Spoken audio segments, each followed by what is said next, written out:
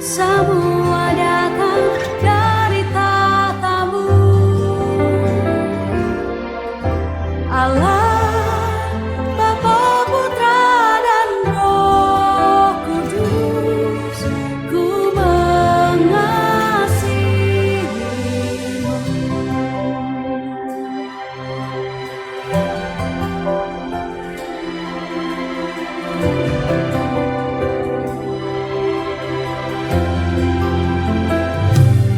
Hanya Kau, Tuhan Yesus.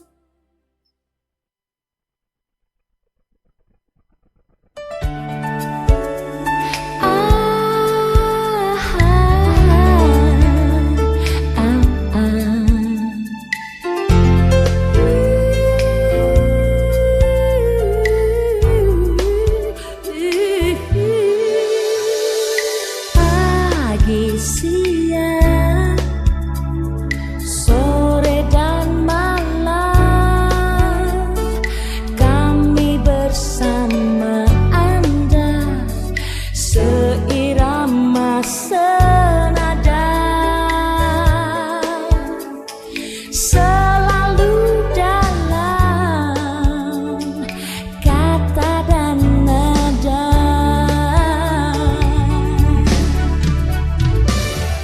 Di stasiun radio keluarga Anda,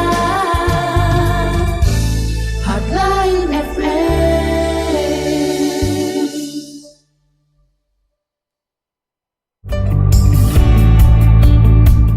Dermaga Jaya Group, One Stop Tire Solution. Kami hadir di berbagai daerah di Kalimantan Timur untuk memberikan pelayanan terbaik kepada Anda dengan menyediakan ban Bridgestone, Swallow, Sailun, Achilles, Otani, dan Gajah Tunggal. Kami juga menyediakan vulkanisir bandek, pelk Jansa, dan PBI untuk kebutuhan kendaraan Anda. Kami juga menyediakan conveyor belt, marine fender, dan kami juga sebagai distributor oil casserole untuk industrial. Segera hubungi kami di 0541 742 426, 0541 742 426, atau SMS dan WhatsApp kami di 0821 5299 1734, 0821 5299 1734. Dermaga Jaya Group, One Stop Tire Solution.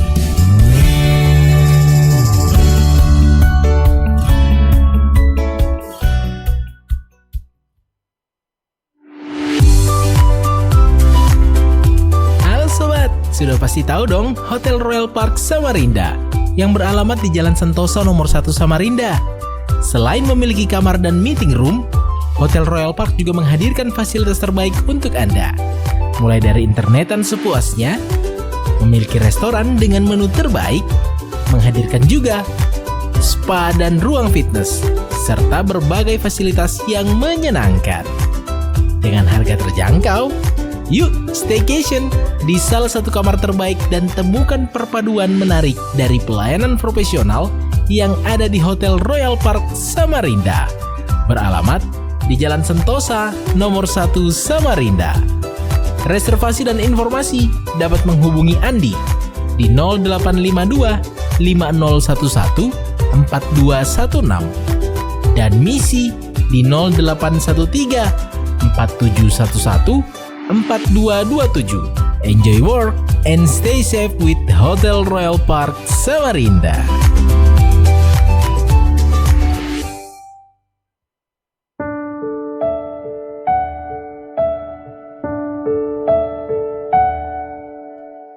Iya, shalom selamat malam hard listener, kembali pastinya di ruang dengar Anda dari jalan kebagian nomor 27C Samarinda dalam program Reach the Unreachable, menjangkau yang tak terjangkau.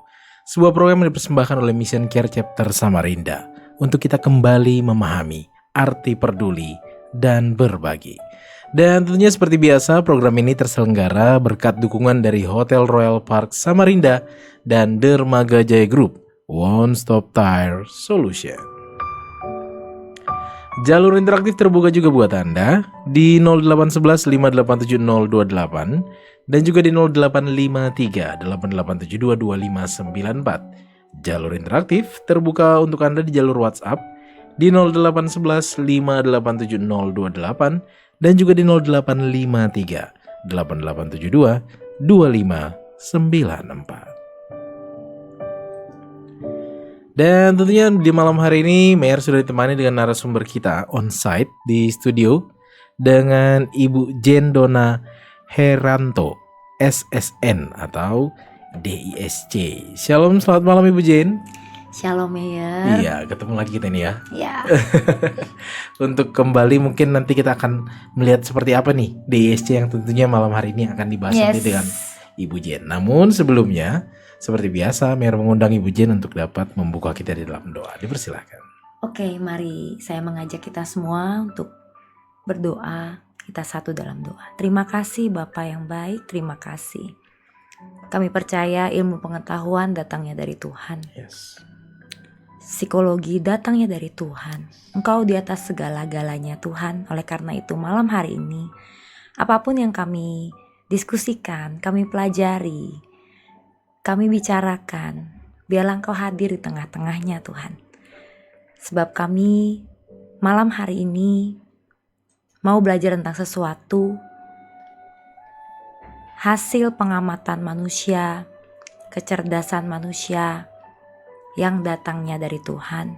Ini bukan artificial intelligence, ini adalah sebuah solusi yang diciptakan oleh manusia untuk manusia. Tapi kami percaya jika ada Tuhan di tengahnya, Tuhan akan pakai itu menjadi berkat. Terima kasih Tuhan, Kau ada di tengah-tengah kami, Kau ada dalam pembicaraan kami. Engkau yang dimuliakan dan diagungkan dalam setiap perkataan kami. Terima kasih Bapa, di dalam nama Tuhan Yesus kami berdoa. Amin. Amin. Dan tentunya untuk waktunya kepada Ibu Jen, dipersilakan. Oke, shalom malam Shalom. hari ini. Kembali ya kita bahas DISC. Ya. Sekali lagi saya mereview kembali. D itu dominan, Oke. koleris, I itu intim, yaitu sanguin, Ya. S itu stabil, Mm-mm. ya, dan C itu cermat. Ya. Cermat itu plekmatis, stabil itu plekmatis, dan cermat itu melankolis. Orang kadang-kadang lebih familiar dengan kata-kata yang koleris, Ya. sanguin, pragmatis, melankolis ya. Malam hari ini berdasarkan ilmu pengetahuan yang saya pelajari itu memang kaidahnya DISC. Ya. Nah, malam hari ini saya mungkin nggak akan mengupas terlalu dalam tentang DISC seperti bulan-bulan yang lalu kita udah pernah ya membahas tentang D itu apa, I itu apa, S apa, dan C apa. Namun sebelum itu sebenarnya kita perlu menyadari apa sih DISC itu? DISC itu karakter, perilaku manusia. Apakah murni seseorang itu pasti dominan, terus lalu ini orang intim, lalu ini orang cermat, ini orang stabil? No. Jarang sekali ada orang yang punya satu karakter yang sangat kuat. Oke. Rata-rata itu kombinasi. Tapi kombinasi itu ada pakemnya, ada umumnya seperti apa gitu. Jadi ada gandengan-gandengannya di mana ini mostly terjadi. Oke. Contohnya orang koleris biasanya itu paduannya dengan koleris intim, dominan intim atau dominan cermat. Oh. Ya, karena dia ketemu dominan intim, dia sama-sama extrovert, dia ketemunya di situ. Lalu kalau dominan cermat sama-sama goal oriented. Oke. Orientasinya adalah goal, bukan manusia, bukan proses, tapi hasil akhir. Ya. Nah, dia ketemu di situ. Nah, yang jarang terjadi adalah dominan stabil. Dominan stabil. Ya, koleris, plekmatis itu jarang banget. Nah, ketika itu terjadi, biasanya ada konflik-konflik tertentu secara internal di dalam diri kita. Karena kita punya dua karakter yang bertolak belakang. Oke. Di satu sisi aktif, extrovert, satu sisi pasif, introvert. Satu sisi nggak sabaran, satu sisi sabarnya luar biasa. Satu sisi menantang status quo, orangnya itu nggak takut perubahan, ditantang semuanya. Satu sisi dia punya firewall buat perubahan. Jadi biasanya memang ada hasil-hasil yang seperti ini walaupun jarang. Nah itu biasanya agak kesulitan dalam secara psikologis terhadap dirinya sendiri. Oke. Nah gitu. Jadi memang perlu terkadang kita perlu menyadari, mungkin kadang-kadang kita sering galau atau sering stres, mungkin mau ini tapi nggak begini, ini kok begitu. Mungkin DISC bisa membantu untuk mendeteksi. Nah, lalu karakter intim yaitu sama, dia ketemunya sama dominan karena sama-sama ekstrovert, dan ketemunya sama stabil. Ini bedanya. Kalau tadi dominan musuh sama stabil ya. Kalau ini intim, temennya stabil. Dia paling gak bisa sama si cermat. Jarang banget intim sama cermat itu kombinasi. Ketemu. Karena satunya itu lamsam, intim itu cepet, gerak cepet, mudah lupa. Lalu dia ini ekstrovert. Sedangkan si cermat ini slow tapi pasti, detail, banyak pertimbangan. Kalau intim kan jalan dulu baru mikir. Kalau orang cermat mikir dulu baru jalan. Jadi dia gak ketemu. Karena karakter itu dibagi dua. Satu yang goal oriented, satu people oriented. Goal oriented adalah dominan dan cermat. People itu bisa ketebak kan, intim sama stabil. Lalu ada lagi dia yang extrovert sama introvert. Yang extrovert dominan dengan intim. Lalu yang introvert stabil dan cermat. Jadi kalau kita tarik grafik itu memang mereka ada ketemunya, tapi yang nggak ketemu yang silang. Oh, yang cross nggak ketemu? Iya, yang cross nggak ketemu. Dimana dia nggak ketemu sama sekali, di extrovert introvertnya nggak ketemu. Goal orientasi pada goal dan orientasi pada orang juga nggak ketemu. Nah itu, jadi ada karakter-karakter yang nggak ketemu. Namun sepengalaman saya untuk tes ya, memang ada. Somehow, tapi jarang sekali. Dan memang itu diakui oleh yang tes yang bersangkutan bahwa memang sering terjadi kayak dilema dalam dirinya. Lalu kebingungan, dan dia merasa kok aku begini, di sisi lain aku begitu gitu. Nah, untuk menyadari hal ini, sebelumnya saya mau tarik mundur dulu. Karena karakter manusia ini terbentuk bukan hanya sekedar genetik. Kadang-kadang kita merasa, oh orang tuaku itu koleris, makanya aku koleris. Atau aku ini turunan dari mama saya. Atau kadang-kadang bahkan ada yang merasa orang tuaku dua gak begini, kenapa aku begini? Karakter yang berbeda. Nah, perlu kita sadari, karakter kita, perilaku kita itu terbentuk karena faktor KTP. KTP maksudnya? Apa nih KTP ini? itu yang K yang pertama adalah keturunan. Nah itu benar, genetik. Keturunan itu berhubungan sama genetik kita, suku, kebangsaan. Ya seperti kita tahu, mungkin suku-suku tertentu mungkin karakter lebih keras dari suku-suku tertentu yang lebih lemah lembut. Ada suku-suku yang memang cermat, detail, teliti, ada. Namun itu enggak menjamin 100% dari karakter kita. Masih ada dua faktor yang lain. Yang pertama kan keturunan ya, genetik itu. Yang kedua adalah teladan hidup. Nah, teladan ini pengaruhnya sampai usia 12 tahun. Konteks teladan ini apakah di rumah atau di luar ruang rumah? Keteladanan role model yang kita dapatkan dari usia 0 sampai 12 tahun. Role model, bukan berarti hanya orang tua. Kadang kita besar sama kakek nenek bisa jadi. Kita besar sama om tante bisa jadi. Ruang tumbuhnya di 0 sampai 12 0 sampai 12 tahun. Itu keteladanan hidup. Entah itu positif, entah itu negatif. Apa yang kita dapatkan lah. Kita tahu kalau kita balita ya usia 0 sampai 5 tahun itu kan otaknya seperti sponge. Dia dapatin semuanya. Positif negatif dia ambil semuanya. Ketika kita mulai bertumbuh usia 10 tahun ke atas mungkin kita bisa membedakan. Tapi keteladanan ini rata-rata hanya sampai usia 12 tahun. Setelah itu kita bisa memodifikasi. Yang kita terima mentah-mentah biasa sampai 12 tahun aja. Gitu. Nanti dia akan menentukan sendiri setelah 12 tahun. Ya, itu ada nanti di faktor yang ketiga. Nah, jadi apa yang kita teladani dari lingkungan kita? Contoh kita besar dengan orang tua. Nah, makanya kuat memang genetik plus orang tua. Nah, makanya karakter kita mirip orang tua kita karena ada dua faktor ini. Nah, ketika kita meneladani respon mereka, contoh terhadap masalah. Ada yang gupuh gitu ya bahasa Jawanya. Gupuh gitu. Ada yang tenang, ada yang reaktif, ada yang tidak reaktif. Jadi teladan dari sekitar kita, teladan orang tua, bisa jadi kakek, nenek, om, tante, bahkan sepupu, atau orang-orang yang lebih tua dari kita yang kita ingat sampai usia 12 tahun itu sangat mempengaruhi dari karakter kita. Dan yang terakhir itu faktor P. P itu pengalaman. Nah, beda sama teladan. Kalau teladan itu 0 sampai 12 tahun. Ya. Kalau pengalaman ini starting point-nya 8 tahun ke atas. Karena pengalaman ini menurut penelitian ya, akan kita ingat kejadian-kejadian traumatis dalam kehidupan kita tuh jarang sekali yang usia balita tuh kita masih ingat. Iya. Saya juga mikir-mikir apa yang bikin saya sedih waktu balita itu kayaknya nggak berasa.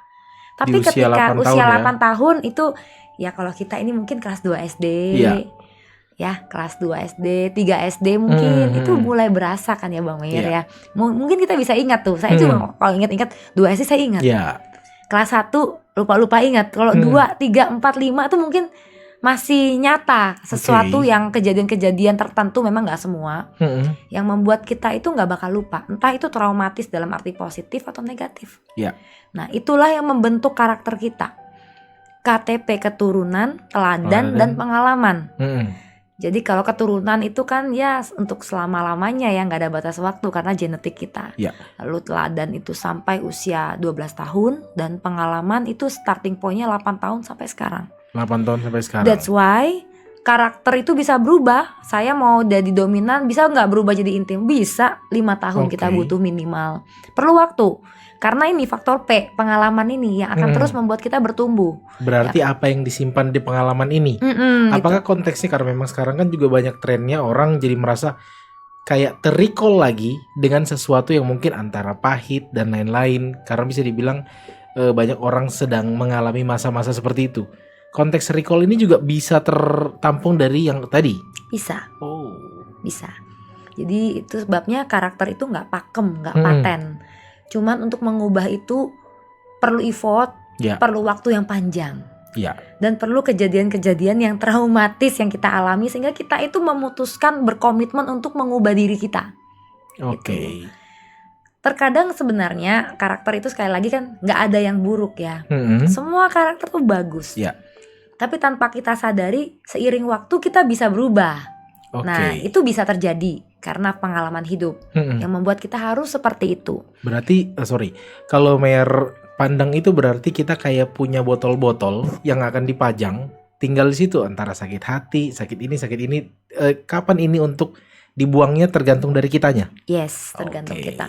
Karena botol-botol yang anggaplah botol-botol merah tuh, sakit hati, kepahitan, dendam, amarah, benci, dengki dan lain-lain itu botol kita ya. Itu akan membuat karakter kita tetap sih seperti itu. Kalau dominan ya dominan, tapi dominan yang red zone. Dominan yang annoying banget. Ada faktor merah ini ya. Dominan yang mengganggu gitu dalam tanda kutip ya, yang merugikan orang lain mungkin dengan kekuatannya kan orang dominan tuh powerful ya dari cara bicaranya, visinya dan lain-lain lah. Kalau orang dominan ini penuh dengan kepahitan, kita bisa lihat seperti Hitler. Dia dominan banget, betul. Tapi penuh dengan kepahitan dan kebencian. Berdampak nggak? Berdampak. Semua orang dominan itu biasanya berdampak. Dalam arti positif ataupun negatif. Makanya memang perlu dicermati sekali. Mungkin dari pendengar juga merasa aku punya karakter dominan.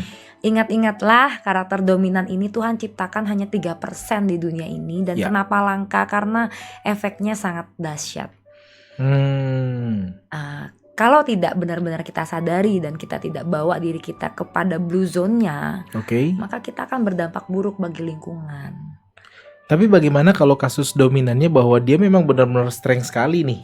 Jadi kalaupun sekitarnya ingin mengarahkan ke blue zone tadi, dia tetap membawa botol merahnya ini. Nah gimana kalau seperti ini? Secara kita gak sadarin keadaan sekarang itu saya rasa udah gak 3% lagi dominan. Itu mungkin masa lalu puluhan tahun yang lalu ketika penelitian ini diadakan. Dan sekarang ini rata-rata ketika saya bawa workshop, hasil dominan itu more than 3%. Bahkan bisa 10% dalam satu ruangan. Cukup banyak. Dan hal ini mungkin terjadi ya karena faktor ini, pengalaman ini. Karena faktor lingkungan, keadaan, tekanan hidup dan lain-lain yang memaksa kita untuk menjadi karakter demikian. Terkadang orang cermat juga nampaknya bisa seperti dominan. Oke. Saya pernah punya keluarga tuh, saya tuh yakin dia tuh dominan deh. Waktu tes ternyata cermat. Ketika saya renungkan lagi gini-gini, oh iya bener ya, cermat nih masuk semua sama dia. Tapi kenapa dia begini ya? Ada faktor tertentu yang membuat dia seperti itu.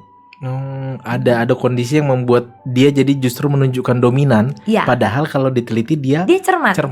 Dan semakin tua, semakin usia itu cermatnya makin kelihatan. Oke. Karakter aslinya itu kembali lagi. Jadi ada karena faktor tuntutan hidup bisa, karena faktor stres juga bisa. Karena kalau kita pelajari lebih dalam DISC ini sebenarnya ketika kita tes, hasil tes yang sebenarnya ada tiga grafik. Grafik pertama itu kalau istilah sekulernya topeng. Oke. Grafik kedua adalah grafik perilaku kita di dalam tekanan.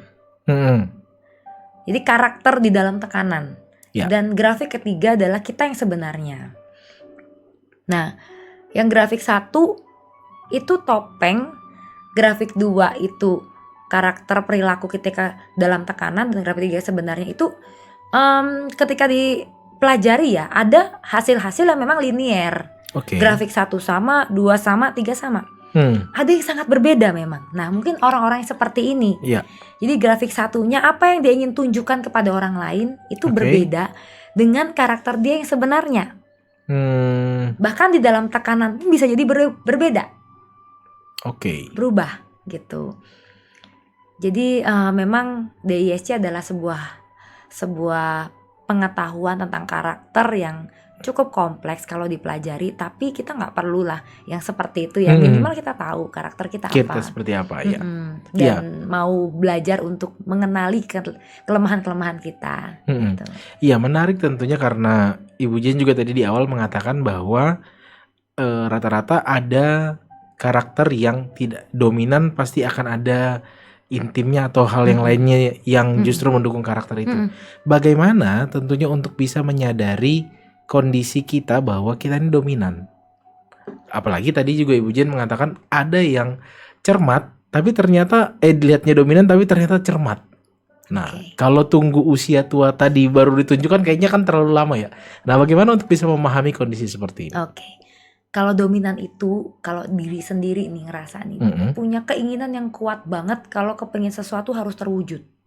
Apapun namanya. Bukan si tipe yang misalnya kan ada orang, saya keep dulu deh impiannya. Dia nggak seperti itu. Pokoknya dia mengejar itu. Dia kejar sampai selesai. Cermat juga seperti itu.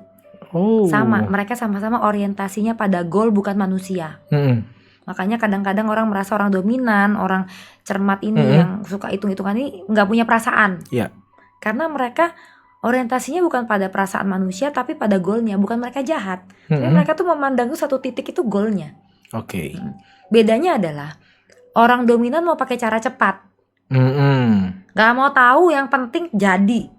Kalau cermat ada tahapannya tapi tetap cermat step by step. Dia detail caranya bagaimana dulu, tapi terus dia kejar sampai selesai. Caranya harus benar. Itu kalau orang cermat, mereka peduli pada proses. Kalau orang dominan, yang penting hasil. Sama-sama menuju goal, tapi goalnya beda. Jadi yang dominan itu fast way, yang satunya itu lebih slow, tapi lebih pasti.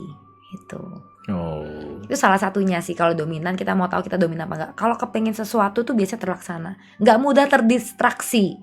Kalau mudah terdistraksi biasanya intim tuh mudah banget. Stabil juga bisa terdelay. Walaupun dia penyelesai sih, tapi dia bisa terdelay. Nanti dia lanjutin lagi gitu. Berarti dia tidak bisa memprioritaskan itu menjadi bisa berubah-berubah.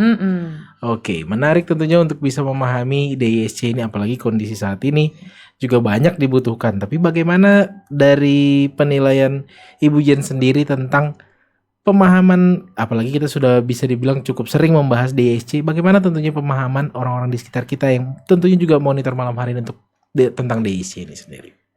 Kalau saya pribadi, saya sangat senang bawa materi ini untuk pengetahuan ya.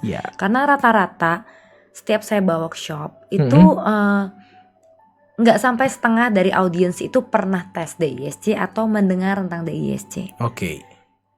Walaupun ini apa sih manfaatnya dan lain-lain, ya mungkin nggak berhubungan sama keselamatan kita ya, nggak juga berhubungan sama mungkin habis belajar di ISC kita bisa sukses atau gimana ya.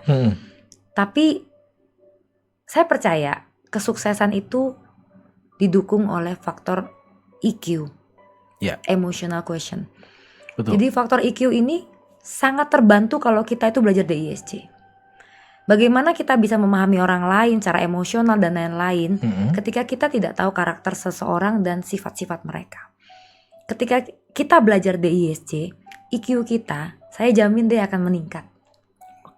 Kalau memang kita tujuannya adalah untuk memperbaiki hubungan kita atau memahami orang lain. Kecerdasan emotional quotient kita akan meningkat. Karena kita lebih toleransi nih sama orang. Udah nggak maksa orang seperti diri kita. Karena kita tahu orang tuh banyak. Gak cuma 4 karakter nih. Perpaduannya 4 kuadrat berapa ya kan? Iya. Gitu. Betul. Menarik tentunya untuk kita bisa memahami kembali DSC. Karena seperti tadi Ibu Jen juga mengatakan bahwa kita perlu memahami. Karena Meyer senang karena EQ, emotional quotient ini menjadi hal yang saat ini kalau Meyer lihat dari tahun lalu ke sekarang kayaknya perlu deh kita belajar lagi tentang ini. Bukan IQ saja ya. Ini fenomena menarik ya. Karena di tahun 2000-an kan itu juga sempat dibahas. Nah, tapi kok kayaknya hilang. Nah, apalagi orang sekarang dengan segala macam keinginannya sepertinya gampang terwujud. Nah, tapi bagaimana skala prioritasnya? Ini juga menarik nih. Bagaimana untuk kita bisa memahami EQ sendiri dalam konteks DSC? Silakan Ibu Jen. Oke, mungkin saya jadi tergelitik nih, teringat nih tentang EQ ini. Memang benar sekarang itu jarang digaungkan. Betul. Ya, dulu IQ. Dan saya lihat Gen Z nih, kita soroti Gen Z nih, Gen Z nih. IQ-nya cerdas, benar nggak? Iya, betul.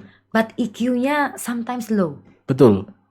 Nah, ini mungkin pendengar ada yang Gen Z mungkin bisa menilai sendiri ya. Ada yang iya, ada yang enggak. Ini enggak, bukan judgement. Sekali lagi bukan judgement. Cuman saya mau bawa nih Gen Z untuk terbuka. Karena Gen Z ini enggak akan bisa berhasil kalau enggak punya IQ yang baik. Iya. Contohnya anak saya sendiri nih. Karena mungkin dibesarkan dalam kita keluarga makin lama kan makin pace-nya makin cepat nih. Kalau keluarga zaman dulu kan pace-nya lambat. Orang tua pulang tepat waktu. Punya tempo lah semuanya. Waktunya juga berlalu kayaknya lebih lambat dari sekarang. Akibatnya mungkin interaksi nggak seintens dulu. Sehingga mereka juga banyak interaksi sama temennya dan lain-lain dan gadgetnya. Yang saya akhirnya merasa ketika bertumbuh remaja, satu, kesopanannya kurang banget nih. Contoh nih anak saya nih. Bukan mereka sengaja tapi mereka tidak paham. Salah satunya adalah contoh gampang aja balas WA. Kita kan panggilnya halo. Kita kan panggilnya nama ya. Ini mama mau ini, mau enggak? Ti misalnya. Jawabnya enggak, titik. Enggak ada respon panjang dan lain-lain ya. Padahal dia enggak marah sama saya. Dia kan mungkin lagi main game, terus jawab enggak, titik. Mau, titik. Di mana? Gitu. Sangat singkat padat, jelas. Nih ini anak nih lebih muda loh. Saya pikir kenapa bisa seperti itu? Padahal saya setiap hari ngomongnya baik-baik aja, nggak seperti itu cara saya WA. Mungkin mereka interaksi sama saya nggak sebanyak sama temannya mungkin, sama yang lain-lain mungkin, sehingga tidak mengajarkan kecerdasan perilaku sama mereka. Akhirnya saya tuh sampai punya waktu sendiri untuk setiap hari mengingatkan bahwa harus ada sufiks prefix tambahan di dalam sebuah WA. Demi keberlangsungan, keberhasilanmu dalam kehidupan sosial di dunia pendidikan maupun perbulu tangkisan maupun apapun juga, dan membuka jalan untuk masa depanmu. Saya bilang begitu. Dia bingung, apa gunanya? Tujuanku begini, saya nggak marah mah. Saya cuman to the point aja. Jadi saya jelaskan ini dan ini. Itu sebagian dari EQ menurut saya. Betul. Tata krama itu mulai hilang dalam Gen Z sekarang ini. Ya minimal mungkin kalau yang kita sadarin adalah di komunitas kita paling kecil, yang Meyer lihat ya, di gereja pun istilahnya kalau yang muda-muda lewat atau apa, dia menyapa pun atau apapun kita juga kayak kok kayaknya salah kita menyapa ya. Kutip masa bodoh ya, mereka sibuk sendiri gitu. Iya, kok kayaknya salah kita menyapa dan lain-lain ya. Hal ini yang tidak kita temukan mungkin di generasi kita sebelumnya. Ini sesuatu harus yang mutlak kita lakukan, menyapa, say hi dan lain-lain. Nah, bagaimana tentunya supaya ya tadi kembali Gen Z dengan kita saat ini ataupun di baby boomer dan lain-lainnya untuk bisa memahami kondisi ini dan kembali membuka ruang untuk kayak tadi Ibu Jen dengan anaknya untuk ayo dong kita buat model perilaku yang kembali lagi untuk kita bisa saling menghormati. Silakan Ibu. Ya tentunya kalau saya sih suggest-nya belajar DISC. Anak saya semua saya ajarin. Jadi dari mereka tertarik sekali. Saya yakin sih semua Gen Z pasti tertarik nih belajar DISC. Ketika kita bikin workshop nggak ada yang nggak tertarik. Apalagi ketika ngetes nih aku ini apa. Wah mereka itu antusias sekali. Dan anak saya sangat antusias sehingga itu menjadi bekal buat mereka. Mak dia koleris banget memang. Dia dominan banget teman itu gini. Bayangin dia begini. Ya tentu intim banget dia. Emang makanya jago dia jualan. Jago dia ambil hatinya guru nih. Pinter dia nih si A si B. Dia bisa menilai. Akhirnya mereka nggak kayak hantam rata semua orang itu sama atau begitu. Nggak generalisasi gitu jadinya. Jadi akhirnya belajar untuk mengerti perilaku orang, karakter orang, dan belajar menghargai setiap perilaku dan karakter. Nah, namun memang kita sadari dan kita tahu untuk seperti pengetahuan tentang DISC ini kita perlu orang-orang yang peduli, orang-orang yang mau terus menggaungkan, orang-orang yang mau terus bercerita, terus berdiskusi. Sering-sering deh bikin momen kayak gini. Workshop ataupun mungkin pemerintah juga mungkin bisa melakukan sebuah program-program yang untuk Gen Z. Karena kalau dari kita pribadi mungkin terbatas, tapi kalau dari pemerintah, dinas, pendidikan dan lain-lain yang memang dampaknya itu luas. Ataupun komunitas-komunitas sosial ya untuk bisa ngadain. Mer juga jadi kepikiran, apakah pernah Ibu Jen udah pernah melakukan untuk DISC for family?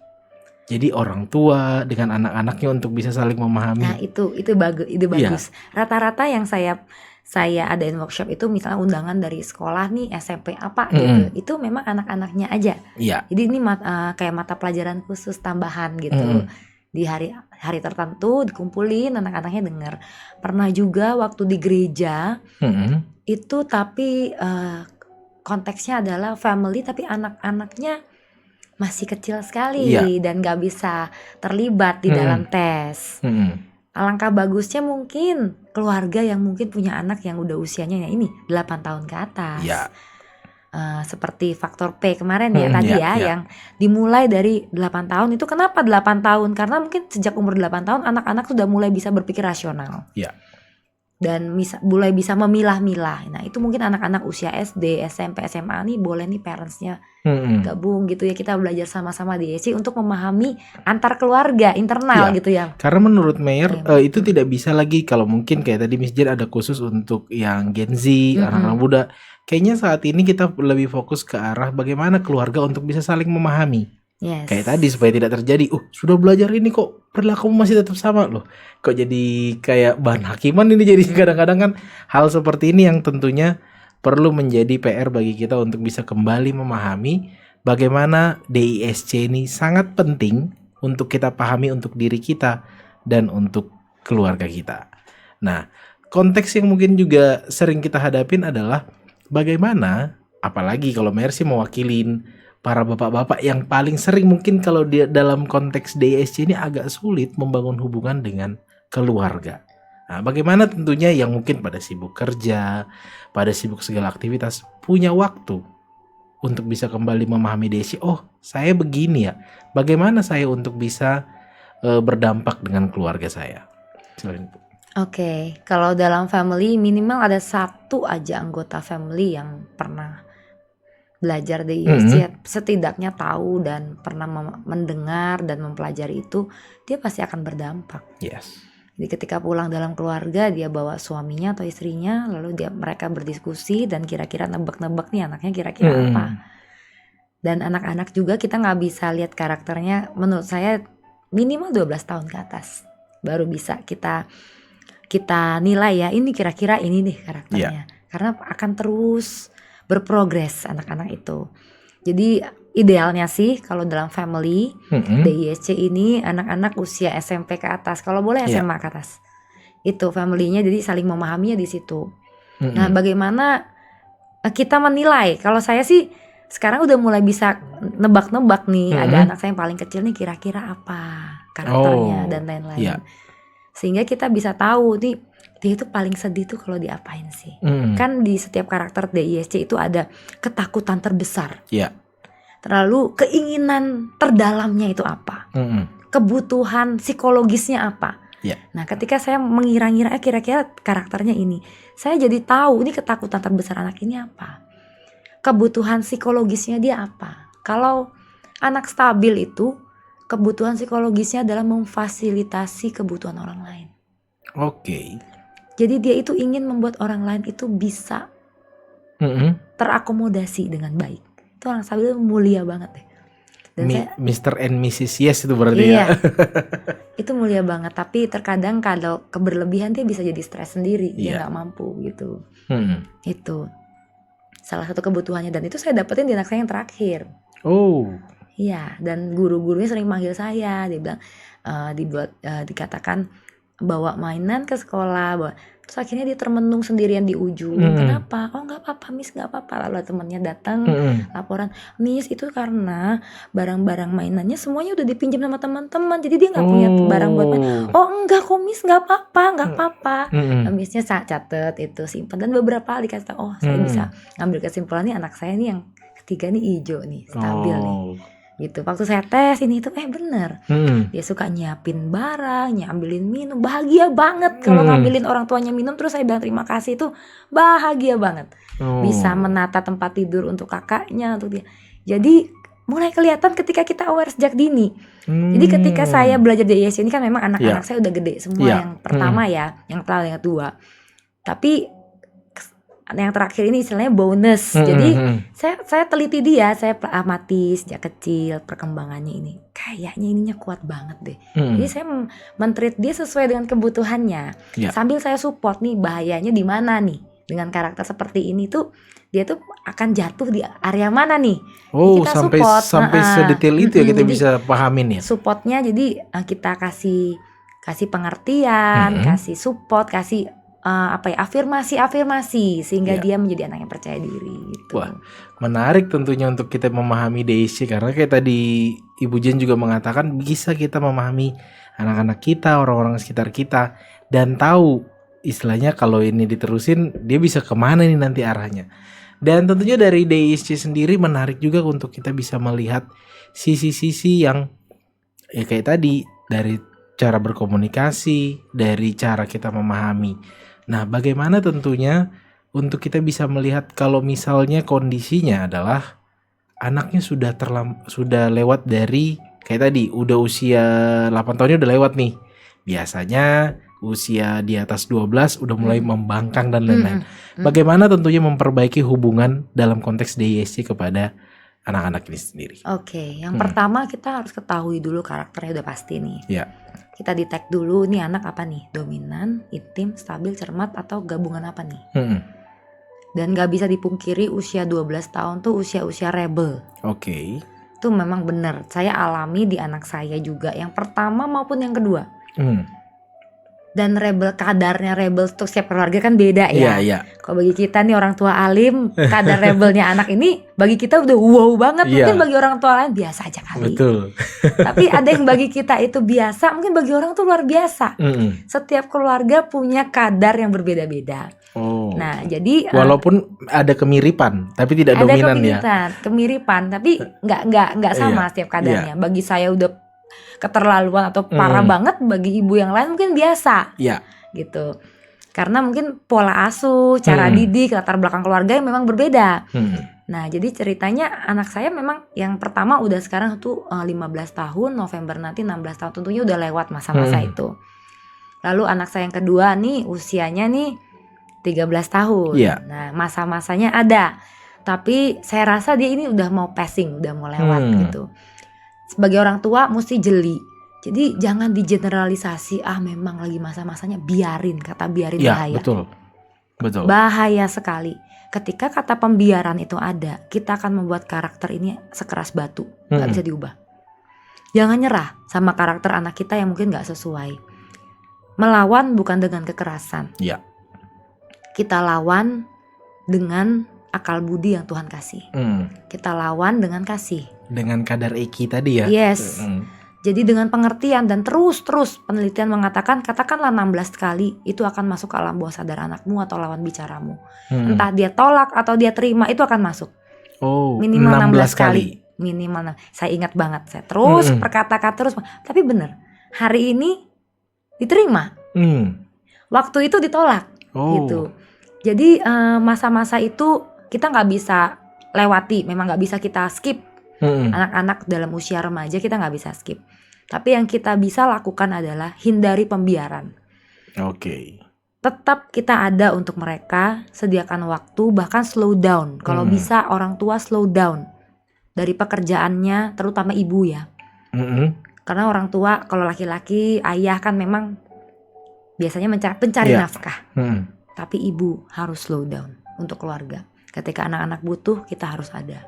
Kita harus di sana. Kadang mungkin emosi atau apa, it's okay, tapi jangan malu untuk minta maaf sama anak. Dan anak kalau salah itu nggak boleh dibiarin. Terus kita perkatakan terus, kamu begini, harusnya nggak boleh, kamu harus begini. Banyak larangan nggak, Papa? Saya banyak larangan pada anak saya. Bukan berarti saya banyak warning sama mereka. Ketika mereka menolak, tiap hari tuh gadgetnya saya banjiri sama konten-konten IG maupun TikTok yang positif. Dikirim terus gitu ya? Tiap hari minimal 5 konten saya kirim, every day. Jadi mereka buka, otomatis mereka kan terakses ke alamat IG-nya. Dan akhirnya itu algoritma kan jalan. Saya nggak mau algoritmanya tuh jalan ke hobi mereka terus. Jadi konten-konten positif itu biar AI itu jalan juga, mereka didetect untuk membuka konten-konten yang baik. Gak lama itu sering kirim firman, perumpamaan dan lain-lain. Banyak juga konten-konten akhirnya masuk ke IG mereka, dan itu mengubah. Itu membantu saya untuk mengubah gitu. Ya banyak. Kalau kita mau belajar kreatif, saya percaya Tuhan buka jalan deh. Banyak cara sekarang untuk mengubah anak kita. Siap. Menarik tentunya untuk membahas DISC ini lebih lanjut. Namun kita sudah terhubung dengan dengan Pak Gideon. Ya, suara Pak Gideon masuk nih ke kita ini. Suaranya nggak masuk ya. Kita coba dulu Pak Gideon. Pak Gideon tadi info katanya mau di menjelang akhir disuruh kontak. Ntar kita tes lagi dulu dengan Pak Gideon. Ya, sudah masuk Pak suaranya? Halo?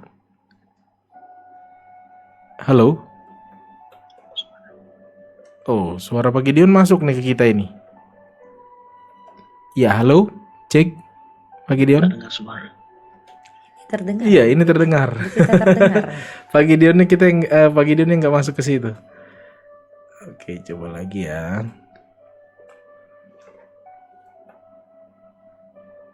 Karena suara Pak Gideonnya masuk nih. Ya. Suara Bapak masuk nih ke kita ini, Pak. Belum kedengaran suara Mayor belum. Suaranya tidak terdengar di handphonenya Pak Gideon. Oke deh. Kita coba dulu kontak lagi dengan. Harusnya sudah masuk ya.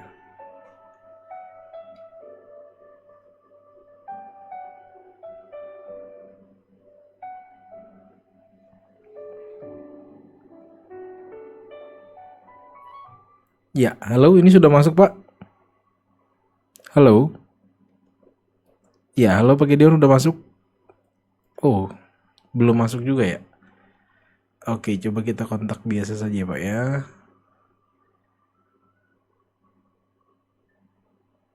Pak Gideon. Berarti tentang DISC tadi sangat penting untuk kita bisa memahami tentang pribadi keluarga kita terutama ya. Ya, sangat berguna kalau boleh dari Yerusalem dulu ya. Iya. Berguna buat keluarga dulu.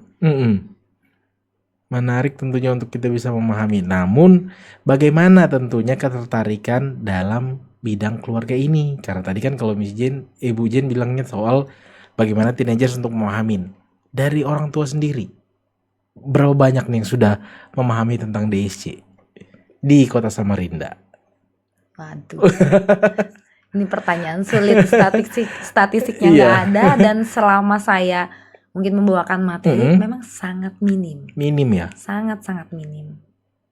Karena untuk mempersiapkan tadi yang K tadi kan, dari KTP tadi yang K mempersiapkan K ini agak repot nih. Kalau ndak dari rumahnya dulu, dari ruangnya dipersiapkan, Iya. wah susah. Orang tua perannya K dan T malahan ya. 2. Teladan iya, keturunan iya. Dan kalau ini si orang tuanya belum cerdas perilaku nih, akan menurunkan hal yang sama kepada anaknya. Iya. Karena cerdas perilaku ini bukan. Iya. Oke. Iya, udah masuk Pak. Halo. Halo Mayor, Iya, jelas suaranya Pak, terdengar. tak dengar suaranya? Oh, tetap tidak terdengar ya? Tak kedengaran suaranya. Oke. Harusnya tadi kita sudah kontak.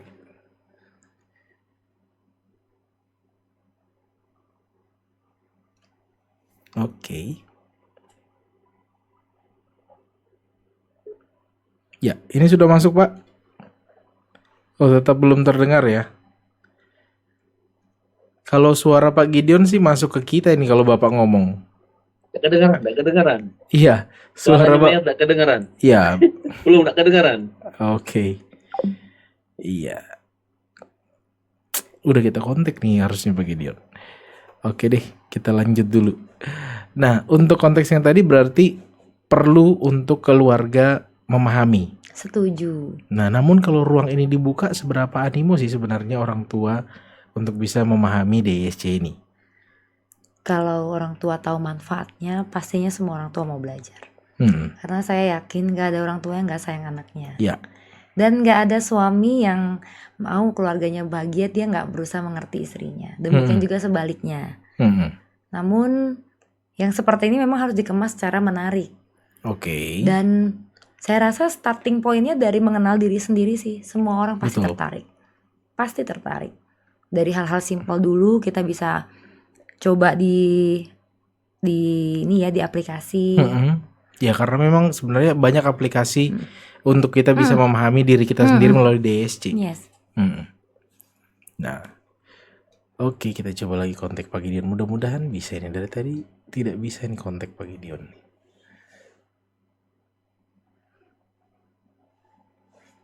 Oke. Iya. Halo Pak, udah masuk? Oh, tetap belum ya? Masih belum. Di kami kedengaran. Iya, di kami kedengaran ini. Masih belum kedengaran suaranya. Oke.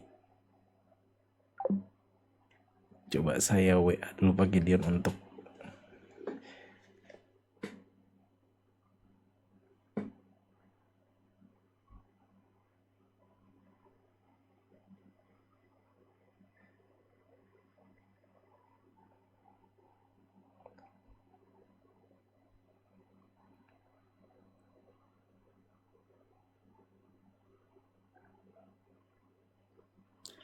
ya, karena tadi Pak Gideon katanya ada info terkait mission care yang ingin disampaikan. Namun oke. itu.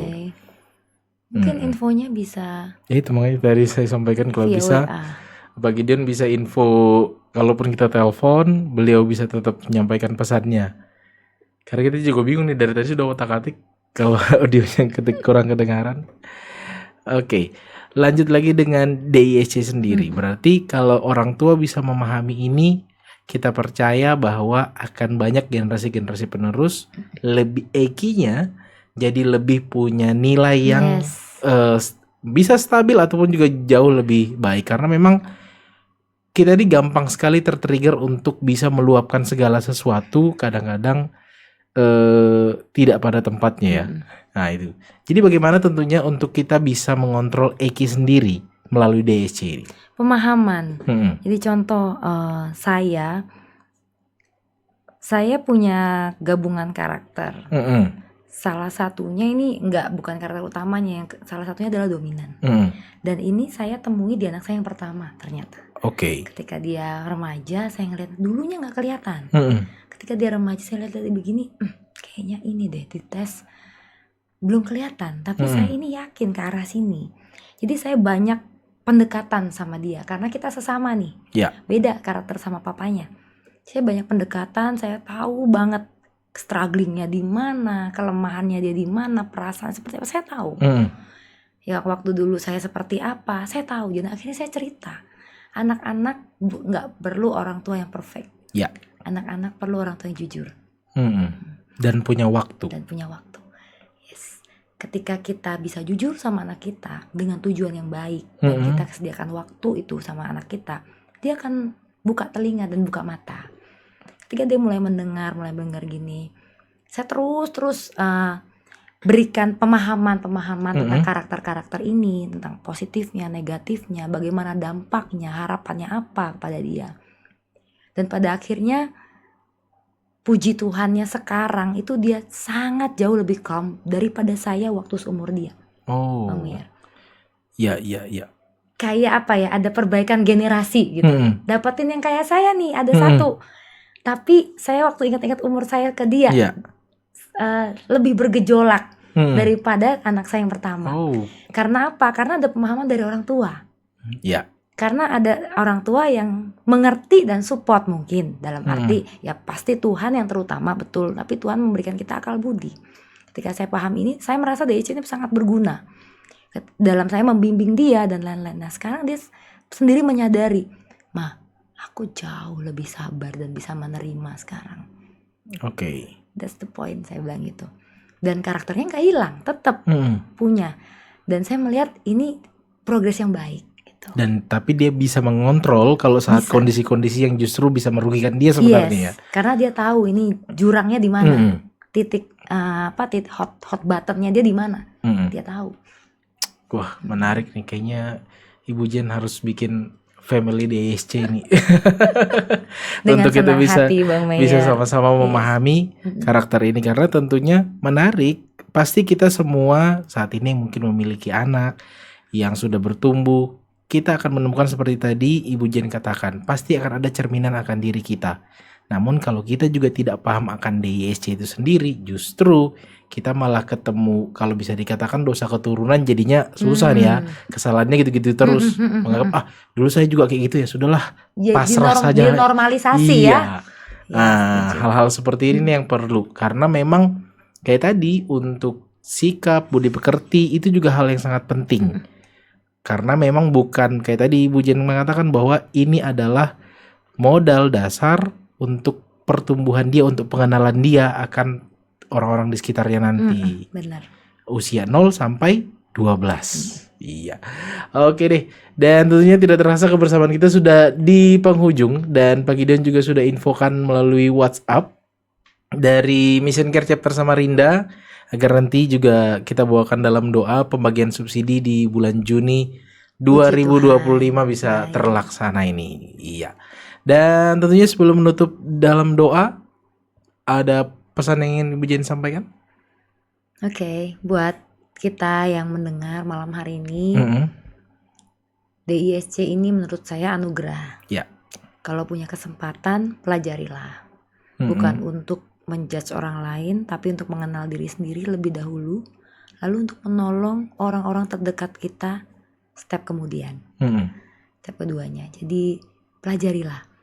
Itu akan menolong kita dalam berespon terhadap sesuatu, dan akan menolong kita untuk bisa lebih legowo dalam menerima hubungan demi hubungan. Iya.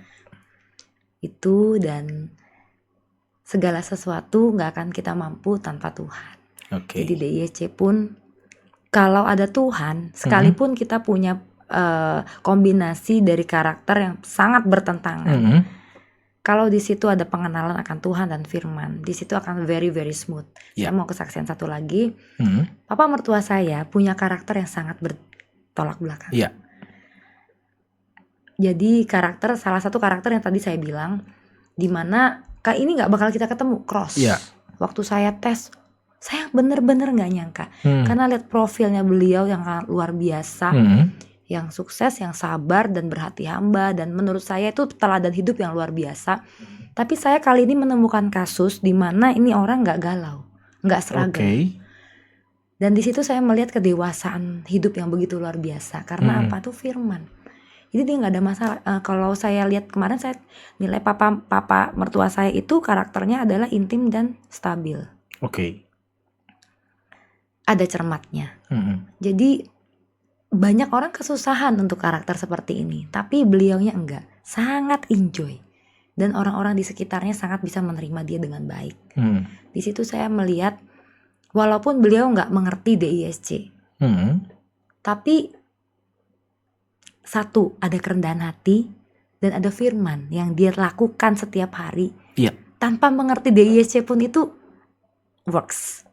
Tapi seberapa banyak orang sekarang yang rendah hati dan firman itu menjadi pegangan hidup. Hari-hari ini nggak terlalu banyak menurut saya karena target-target kehidupan yang begitu tinggi. Iya. Jadi kejar target, ini begini begitu, keinginan-keinginannya yang tinggi sekali memaksa kita untuk memacu diri, nggak sekedar firman itu bertumbuh, tapi kita ingin secara ekonomi juga bertumbuh. Padahal saya dapetin sesuatu dari kehidupan keluarga dari papa saya adalah Kairos itu akan datang kepada orang yang bertekun, bukan orang yang mengejarnya. Ketika kita tekun, taat dan setia, tekun, Kairos itu suatu saat akan datang. Nah itu saya pegang sampai hari ini. Sehingga boleh sih ngejar sesuatu sampai titik darah penghabisan gitu. Tapi itu nggak akan membuat kita kaya. Itu nggak akan bikin kita kaya. Yang akan membuat kita kaya itu memang benar-benar firman Tuhan yang berkata berkat Tuhan. Berkat Tuhan yang membuat kita kaya, susah payah tidak menambahinya. Itu saya benar-benar melihat teladan hidup dari keluarga, dari suami saya, dari papa, dari mama. Sehingga walaupun malam hari ini kita bicara tentang DISC, tapi tetap firman Tuhan di atas segala-galanya dan kedewasaan rohani kita yang menentukan seberapa kita bisa berhasil dalam DISC ini. Ya, karena tentunya kayak tadi Mer juga cukup senang karena beliau juga hampir tiap hari menulis firman dan setiap hari, wah kapan waktunya Bapak ini untuk bisa membuat ini, dan Mer juga cukup senang membaca renungannya setiap hari karena wah betul-betul punya ya, seperti tadi Ibu Jenny katakan, memang beliau konsisten di situ untuk tetap terus menjadi sarana bagi kemuliaan nama Tuhan. Amin. Oke deh, dan tentunya sebelum menutup perjumpaan kita, kembali mengundang Ibu Jen untuk menutup kita di dalam doa. Baik, kita sama-sama berdoa. Terima kasih Bapa. Kami mengucap syukur untuk pertemuan malam hari ini. Dan kami percaya tidak ada satupun yang terjadi secara kebetulan. Kami yang baru mendengar tentang DISC, kami yang sudah 2 kali mendengar, atau 3 kali mendengar, atau berapa kali pun mendengar. Tidak ada yang kebetulan. Kalau Tuhan malam hari ini remind kami tentang pengetahuan akan karakter ini, bantu kami Tuhan. Sehingga pengetahuan ini tidak berhenti sampai malam hari ini saja. Tapi membantu kami untuk lebih bijaksana dalam bersikap, dalam memahami, dalam menanggapi setiap situasi yang terjadi dalam kehidupan kami. Dan bawalah kami untuk menjadi berkat dalam keluarga kami. Pertama-tama dalam keluarga kami Tuhan. Sebab kami percaya keluarga yang kuat, keluarga yang strong, itu akan berdampak sangat luas bagi masyarakat.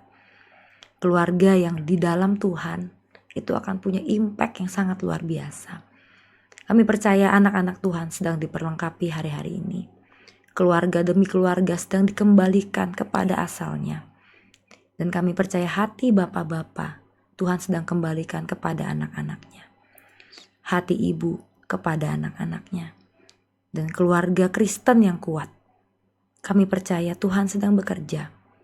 Memberikan kuasa itu untuk setiap keluarga. Sehingga terpancar kuasa Tuhan. Yang keluar melalui setiap keluarga demi keluarga. Melalui orang tua yang berdampak kepada anak-anaknya. Dan anak-anak yang akan berdampak kepada lingkungan luas dengan masa depan yang cerah dan gilang gemilang. Terima kasih Bapa. Inilah doa kami pertemuan malam hari ini. Kami mengucap syukur di dalam nama Tuhan Yesus. Amin. Amin. Terima kasih Ibu Jen untuk waktunya malam hari ini. senang untuk kita bisa membahas kembali DSC. Thank you sama-sama Bang Meyer. Dan listener dimanapun Anda berada, terima kasih tetap terus monitor di program ini. Kiranya sajian kami malam hari ini mengajarkan kita kembali untuk memahami DSC dan tetap terus bertekun di dalam firman Tuhan. Mari menjadi keluarga yang memiliki IQ yang baik dan juga generasi ke depan untuk tahu lagi kembali memahami DSC. Dan pastinya kami undur diri. Akhir kata, selamat malam. Tuhan Yesus memberkati.